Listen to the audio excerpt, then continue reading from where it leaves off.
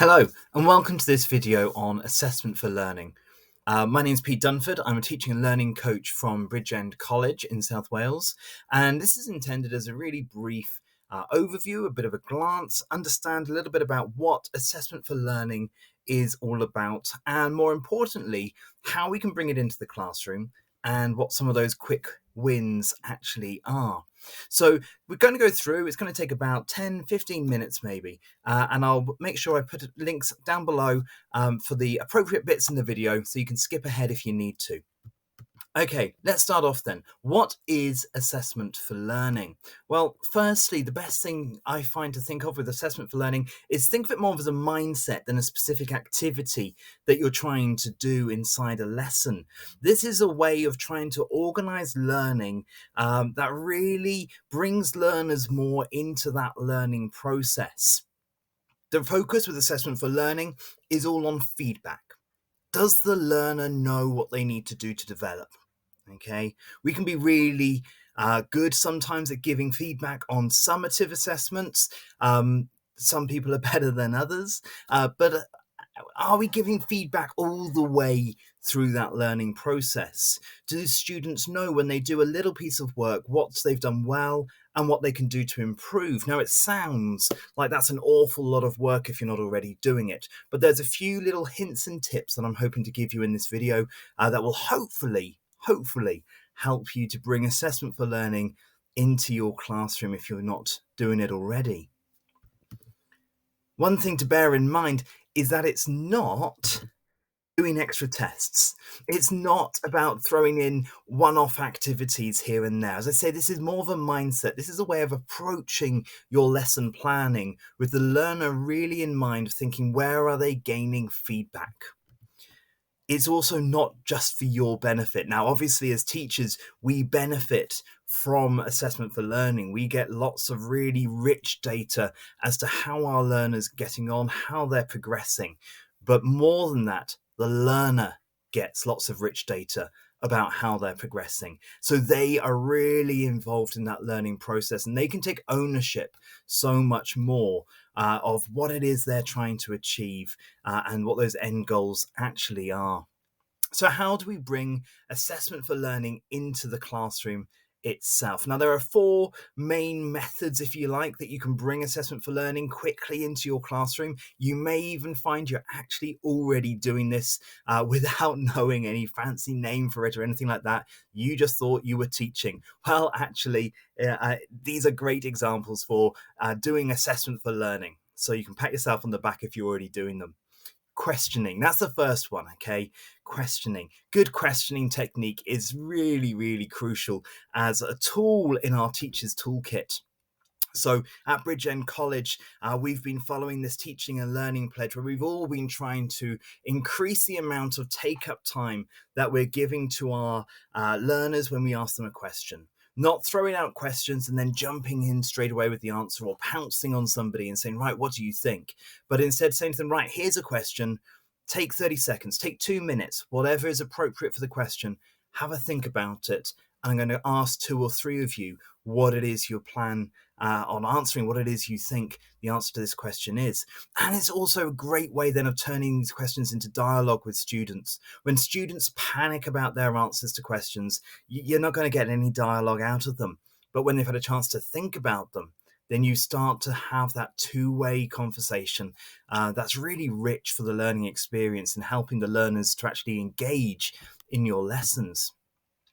The other thing to bear in mind when you're doing questioning is to try and turn incorrect answers into a positive experience. At the end of the day, we learn by making mistakes, but very often students are scared of making those mistakes. So it's really important that we do what we can to help to boost their confidence there. So rather than saying, nah, sorry, you're just wrong, we need to think through, okay, perhaps go more along the lines of, well, that's a great thing that you said there, because actually it's not right, but I bet there's others in the classroom who are struggling with that too. Or it's a really common misconception. Let's have a look at this now. Let's try and unpick that because you've just provided a great opportunity for us to move forwards. Okay, turn it into a positive experience rather than just embarrassing the student saying, no, that's not right. How about you? What do you think? Okay, try and actually reward the incorrect questions incorrect answers even, without trying to say, yes, you're right, when they're wrong. We don't want to be giving them incorrect information. There's all sorts of ways of trying to get important information. I'll just move my video there. Out of these questions, and we can do it through straightforward answering from the students, or we can try and give them methods of answering that feel a little bit less dangerous. Maybe some people find trying to speak out loud quite a dangerous experience, but if we use mini whiteboards or pieces of paper, it doesn't have to be really advanced technology or anything like that. You know, you can just go for red and green cards that you hold up for right or wrong. You know, you could get them to stand up, sit down. Or as I say, pieces of paper. If you haven't got mini whiteboards and whiteboard pens, then why don't you just laminate some pieces of paper, keep them to one side so that you're always got them there to use in your classroom. And then you can just bring them out when you need to. And then you've got these show me boards that the students can actually write, they can draw on. And so you get everybody to answer at the same time there. Now, that's a beautiful way of doing assessment for learning, because as a teacher, you can then see in one sweet snapshot exactly what is in your students' heads in response to that question. You can see who's got it right. You can see who's struggling a little bit. And very often when we ask questions, we kind of dance around the room and aren't necessarily totally sure who's got it and who hasn't. And some people are better at hiding to try and avoid being asked to give an answer. But with the whiteboards, with the show me boards, they are all going to have to give you some sort of response. So that's a really nice way of giving rich questioning, really, and getting rich answers out from the students. So that's the first way we can bring assessment for learning into the classroom. We can use questioning techniques. The second way is that we can give them feedback. I mentioned this already at the beginning. Assessment for learning is all about the student feeling like they know where they are, that they're getting this feedback on what they need to achieve and what their progress is. And hopefully you're getting that as well. But in the feedback that we're giving, is that rich feedback? Now, I've been teaching for many years. I think I'm nearly up to 16 now. So I've done various sorts of feedback. I've been guilty of some really bad practice. Hopefully I'm guilty of some really good practice as well. But there's all sorts of feedback I've discovered you can give. There's that sort of feedback that we all like to do occasionally when we're in a rush. Great job, well done, brilliant. Bendigedig, Dayan, whatever it is, we're just giving these platitudes. You've done well, brilliant. And that's nice to receive. It's always nice to be told that you've done well. And I'm not saying don't tell them when they've done well, but what have they done well with? What can they improve? It's actually quite dissatisfying when you put a lot of work into something and all somebody says is, great. Okay, well, I'm pleased that you think it's great, but what? So try and give some task-orientated feedback instead.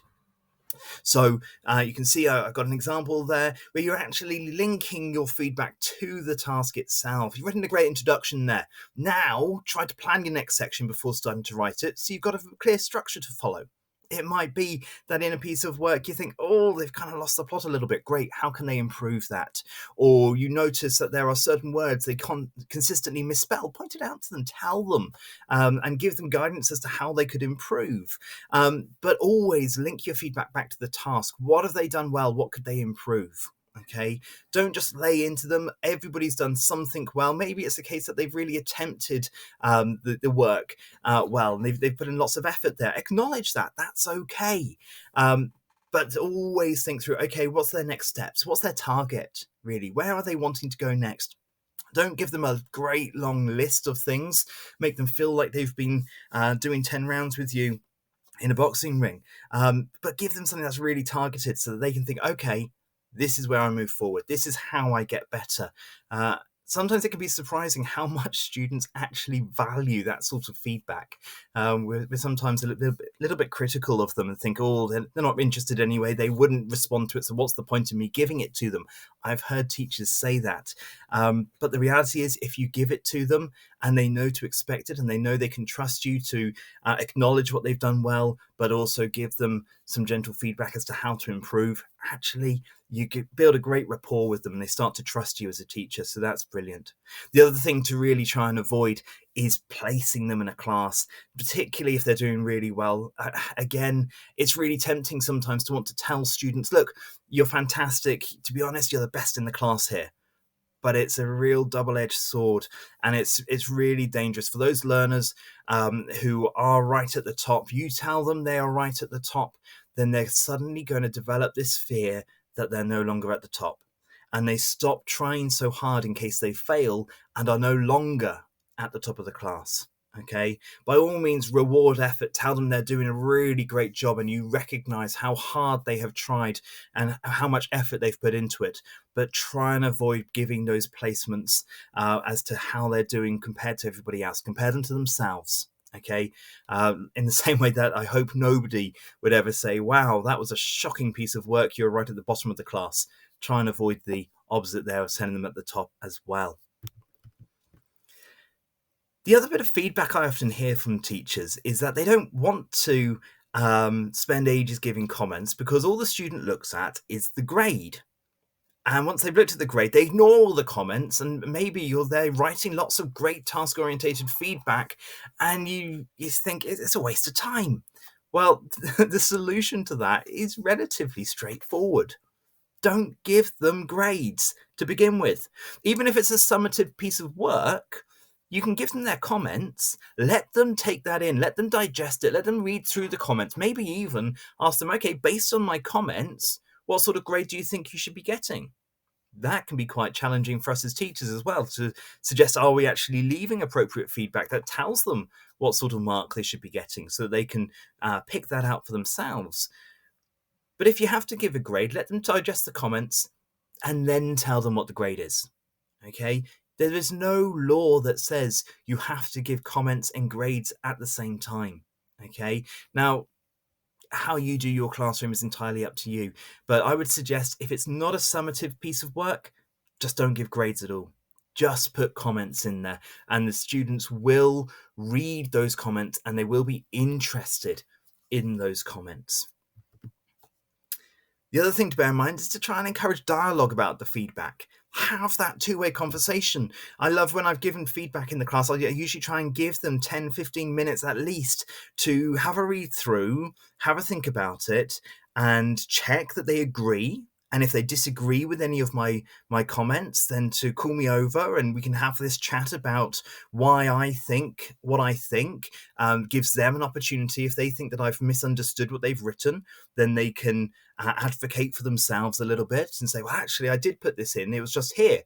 And you know what? Sometimes it's me that's made a mistake. And that's a really good feeling for the student, actually, to think, oh, that was worth challenging, actually. That was worth saying, actually, can we just look at this again, rather than just accepting? And that's a great life skill in assertiveness, is giving the students that opportunity to do it. Most of the time, I will be honest, it's not that I've made a mistake and seen it, but it does then give me the opportunity to say to them, okay, well, I can see why you think that. However, for me as the marker, you haven't made this bit clear. You haven't actually answered the question here. So we can have that dialogue and we can make the feedback that they've got a little bit richer, and I know then that they've understood what I've said. So that's a really nice way of helping them to develop as well. Okay, the third method of bringing assessment for learning into the classroom is through peer feedback. Now, there's always a bit of concern here, what are these peers going to be like? Here in Bridgend College, we're dealing with students who are 16 or older. On the whole, we have a few junior apprenticeships, so 14 and older. But sometimes the students can be pretty harsh to each other. So I'm not suggesting a free-for-all here. Okay, there does need to be a little bit of monitoring, a little bit of guidance that goes on. But actually, again, peer feedback can be really valuable, both to the person receiving the feedback and to the peer who's giving it, to their classmate who's having to think through a piece of work and try and think like a teacher. And actually thinking like a teacher is a really useful skill for learning as well. We all often say that, the best way to learn something is to teach it. But actually the same goes with assessments, that sometimes the best way to work out how you want to write an assessment is to actually try and mark it. and get a sense of, okay, what is it that I'm actually trying to produce here? Now, to do that successfully, the learners have to be clear about what that success criteria looks like.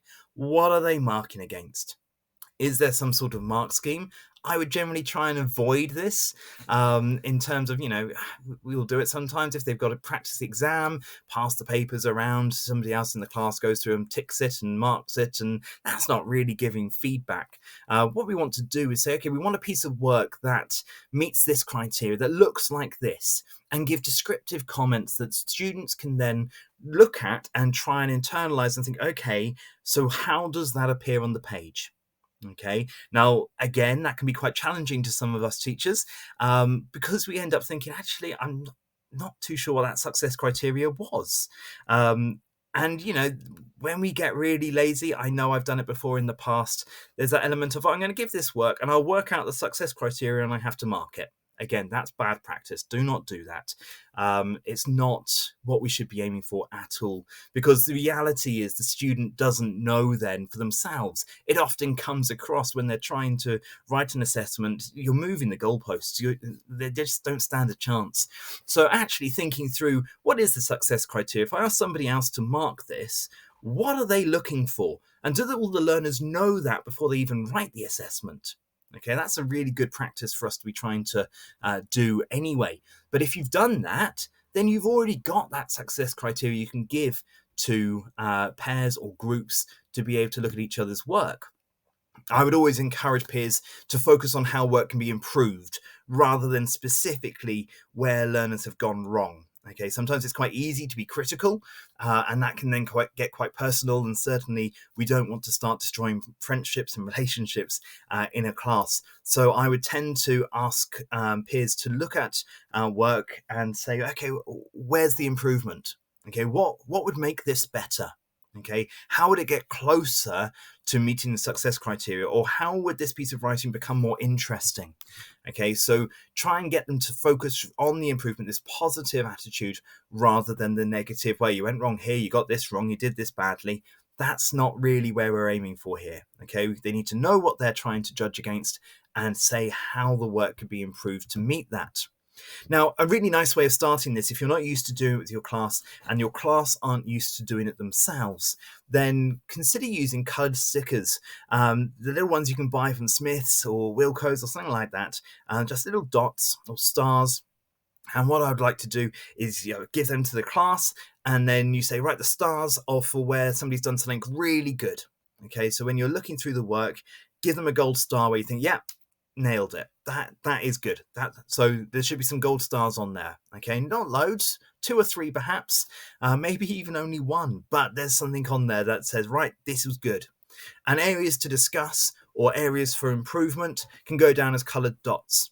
And usually in those packs, you might have 4 or 5 different colours available. So if you did this as a group task, then the work could actually kind of go around as a bit of a round robin, and each student puts on their own colour, and they can then have that discussion as a group, go through each of the pieces of work afterwards and say, right, okay, so the blue dots, why were these bits that needed to be improved? How could they be improved? What were you thinking there?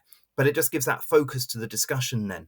And it's quite a nice way of, if you've just got the dots, so then the students can take the work away and they've still got those bits highlighted on the work. But because there's no comments written on there, you remove some of the joking around that can go on sometimes, and some of the comments that get written down on the sly in the hope that you might not notice, which we obviously want to discourage a little bit. We want this to be focused on that improvement rather than just joking and not really taking it seriously. So dots can be quite a good way of starting that and getting students into that mentality of trying to give feedback and then justifying, okay, well, this is how I think it could be improved. And let them know it isn't a case of, oh, I could have done it better than you. It is because they've been asked to do this and they're looking at all the work critically. And that is the purpose of the activity rather than taking it personally. The fourth way of bringing assessment for learning into the classroom is with self-feedback. Now, this is a really valuable skill, helps learners to develop personal effectiveness. And so you can really reward that aspect and point it out to the students as well. This is something, if you can get them to start to reflect and give themselves feedback, that's such a valuable transferable skill to be shouting about in personal statements and on the CV and things like that. Now, I would suggest, if you're doing this with your students, introduce it by giving them specific questions that they can ask that are related to the topic, the piece of work that they're doing. How did they feel they did with that? What did they feel they did well? What did they struggle with? You might want to break it down into a kind of a 3-2-1 system. 3 things that you did really well there, 2 things that you might do differently in the future, and 1 thing that you'd like to go away now and improve straight away. However you want to do it, sometimes just giving that little bit of structure can be really helpful. You can also use something like an emoji or traffic light system, red, amber, green, or get some emoji faces printed off that they can hold up and do that as a spot check reflection. Mid-lesson, tell students, right, okay, you got 5 minutes now. I want you to flick through your notes from the previous part of the lesson. I want you to jot down some questions that you might have and write down bits that you think, yeah, I'm pretty confident on that. And then say, right, then we're going to go through, and I just want you to indicate to me with the emoji, with the traffic lights, where you feel you are. Do you think everything is great? Are we good to move on? Or do you need me just to go back over a couple of bits? It can be a really helpful kind of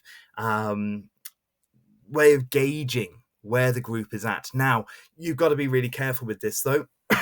It can be treated very much by students in the same way that very dangerous question of, right, do you all get that? Yes, we'll move on then.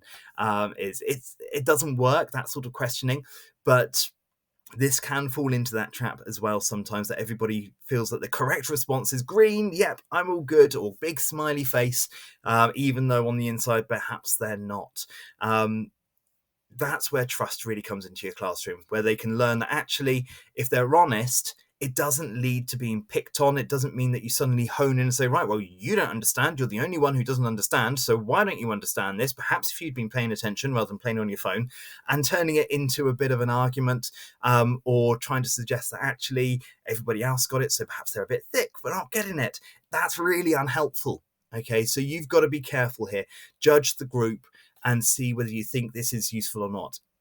To be honest, sometimes quizzing, getting a better sense of what the students understand, maybe with the show me boards, that might be more helpful than this. But your groups. Some groups really seem to thrive on this sort of system. Some struggle a little bit more. It's down to you as the teacher to get a grip of where your class is at and what suits them. So that's kind of the key ways of bringing assessment for learning into the classroom. I just want to wrap up this video and talk about some quick wins. So if you were trying to bring assessment for learning into the classroom and you didn't want to spend ages doing it, it's something you want to just kind of try out, see, how could you introduce this mindset both with you and with your students? These quick wins, I think, are really key to get you started, if you like. So firstly, I've mentioned them already, but the show me boards. I think show me boards are a brilliant way of being able to gauge where your students are at mid-lesson. So I'm going to shout about them and keep recommending them. So mini whiteboards, you can buy them online, or as I say, just laminate some paper. If you haven't even got that, just plain pieces of paper that they write on. But obviously those aren't so reusable, so become a little bit more wasteful. Another quick win is think, pair, share. Just having this moments with questioning and saying, right, have a think about it. Now pair up, decide who's going to feedback an answer, have a quick discussion about it. What do you think the answer is? And then we're going to share it with the group. That just gives you that kind of less pressure way of questioning. And it gives them time to be able to formulate their answers. And particularly if you're one of those teachers who seems to be scared of silence, and when you say, right, I'm going to give you 2 minutes to think through your answer, but then that 2 minutes for you feels like it's dragging and you're really struggling, sometimes it helps to have those background conversations going on so you feel like things are still happening, rather than just the learners sat there staring at you for 2 minutes, which isn't a very comfortable feeling. So think, pair, share can be a nice way of being able to add that take up time without having to sit there in silence, or be able to have all that pressure of, I'm going to ask one person or 2 people, but it's your individual answers, and it's a very personal way of doing it. Lots of you I know are already using tools like Kahoot or quizzes and doing quizzes in your lessons, which are great. Again, students get feedback very quickly as you're going through, and you can talk through as with the different questions, why that was the right answer, what the wrong answers were, why they were wrong perhaps. So you're giving some of that feedback, which helps the learners to understand what's going on. But really usefully at the end of both of these tools, when you finish the quiz, you'll actually have an end of quiz report, and it tells you what sort of questions they got.